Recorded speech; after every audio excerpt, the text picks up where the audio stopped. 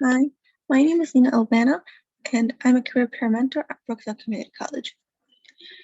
Right now, I'm going to show you how to access our resume template here for the Career Leadership and Transfer Pathways Department. We developed our own resume template so it can be easier for students when they're trying to make their resumes. That way, they'll have an idea of how to conduct or how to make the resume look like.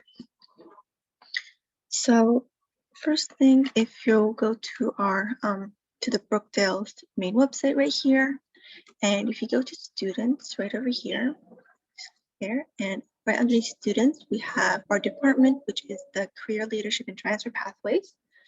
If you click right there, scroll down a little, we have a bunch of different resources over here.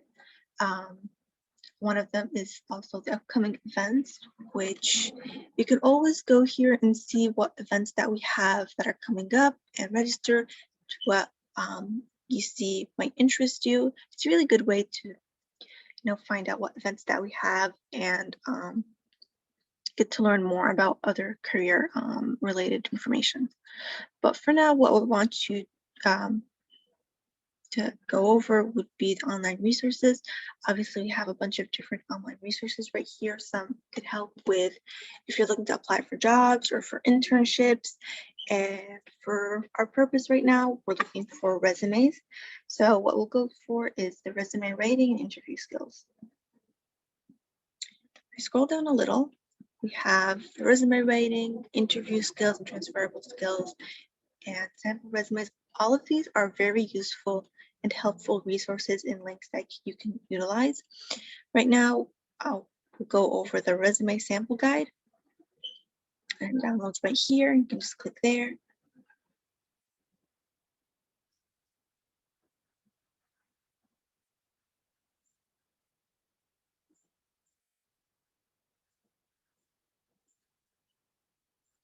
So this is our resume template.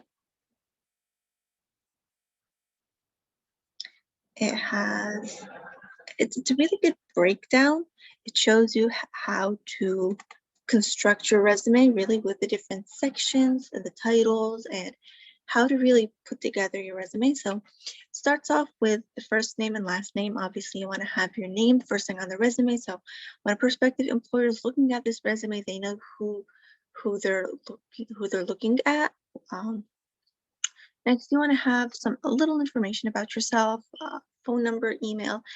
Here it has your LinkedIn. LinkedIn is it's really good to have your LinkedIn here because LinkedIn is also kind of like a resume, but with more information.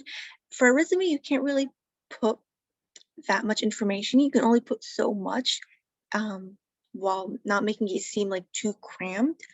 And so LinkedIn is a really good way to expand on what you did and where you did it and all that stuff. After that, you want to have a summary. I like to think of a summary as kind of like, you're summarizing your whole resume in just like 3 or 4 sentences. You just want to give the prospective employer a good idea of what your resume has, what a couple of skills that you have, a couple of working experience that you have, and just summarize it very briefly so that when an employer is looking first thing at your resume, they can see exactly what it is that your qualifications are, what skills you might have, and if off the top of the hat it suits what they're looking for or not. Then you have education. You want to include, what you studied, where you studied, and all that stuff. Relevant coursework and certification is if you had any certifications that might be associated with the degree that you're studying or with the job that you're looking to apply to. One of the examples that I like to give is that if you are looking to get a job in, let's say, a hospital or as an EMT or something like that, and you have, let's say, a certificate in CPR, that's a helpful certification to have for that position. Next up, we have skills. Skills section is basically where you get to list what skills you have, whether they're soft skills like communication, or hard skills like something like knowledge in Microsoft Office, or if you are a design student, you might have some knowledge in specific programs for like editing or stuff like that. And those would be a good skills to put, like, you know, you have these skills that you can use these specific sites or these specific programs, and you can include that in there. Our next section are the experience section and the volunteer section. I mentioned these both together because they're more or less, you're putting in the same information.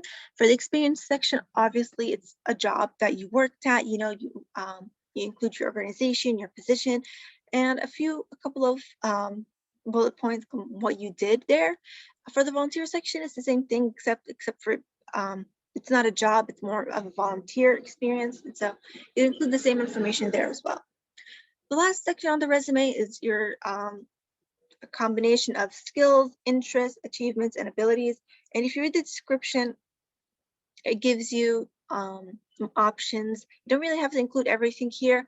You can include if you have any languages, if you speak anything other than English, if you have any honors, awards, and like it says here, you know, you can obviously include anything that really doesn't seem fit in any of the other sections. You can just include it in this last section right here. And this is basically